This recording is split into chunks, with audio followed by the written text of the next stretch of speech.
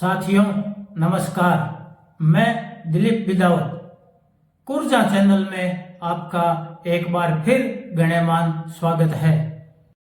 आज मरुधरा के पर्यावरण और इकोसिस्टम की थीम से थोड़ा हटकर बात करेंगे।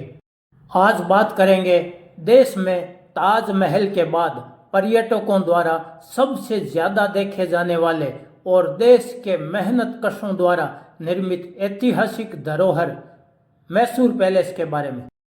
कर्नाटक प्रदेश के मैसूर शहर में बने इस प्रसिद्ध ऐतिहासिक और शाही महल, जिसे अंबाविलास पैलेस कहा जाता है, तत्कालीन वाडियार वंश के शासकों द्वारा अन्य प्रसिद्ध महलों की तरह जनता से वसूले गए कर और मजदूरों, कारीगरों, कलाकारों से खरीदे गए श्रम से 1897 से 1912 के बीच तब बनवाया गया था जब पुराना लकड़ी का महल आग से खत्म हो गया था।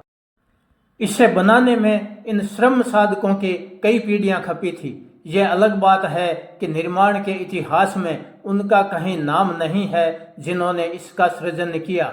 यह महल उस जमाने में शासकों के आवास, विलासिता के साथ साथ राजनीतिक, सांस्कृतिक, कूटनीतिक कार्यकलापों और मेहनत कशों के शोषण से सृजित दौलत के प्रदर्शन का केंद्र रहा है। सुंदर गुंबद, ऊंची मीनारें, अर्धाकार मेहराब, नक्काशीदार दरवाजे, विविध रंगों से की गई चित्रकारी और पेंटिंग, कलात्मक झरोखे, भव्य दरबार हॉल मिश्रित वास्तुशैली के मुख्य आकर्षण हैं।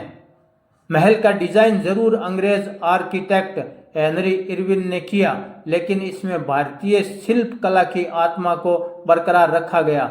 महल में इंडो सार सैनिक के साथ साथ हिंदू, इस्लामी, राजस्थानी और गोथिक आर्किटेक्चर का अद्भुत मिश्रण देखने को मिलता है।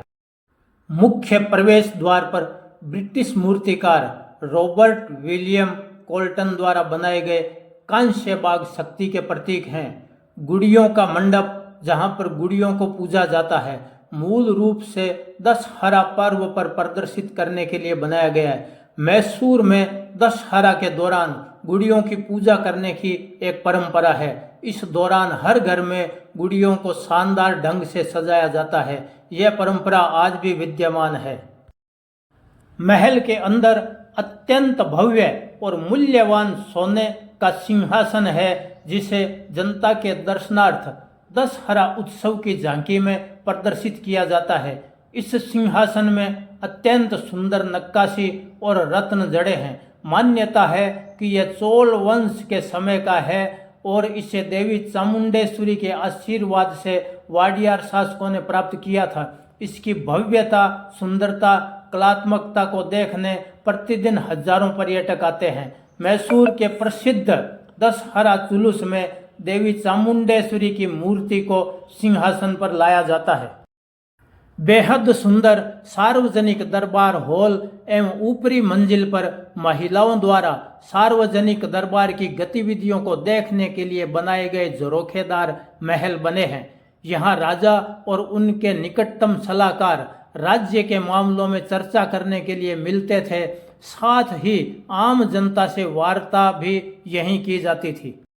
मैसूर पैलेस का यह बहुत ही संक्षिप्त परिचय है। इसकी भव्यता, सुंदरता और कलात्मकता का विवरण विस्तृत है, जिसे बताना इतने कम समय में संभव नहीं है। जिन कलाकारों, कारीगरों और श्रमिकों ने 100 से अधिक वर्षों तक कड़ी मेहनत और लगन के साथ इस अद्वितीय महल की रचना की, उनको सादर नमन।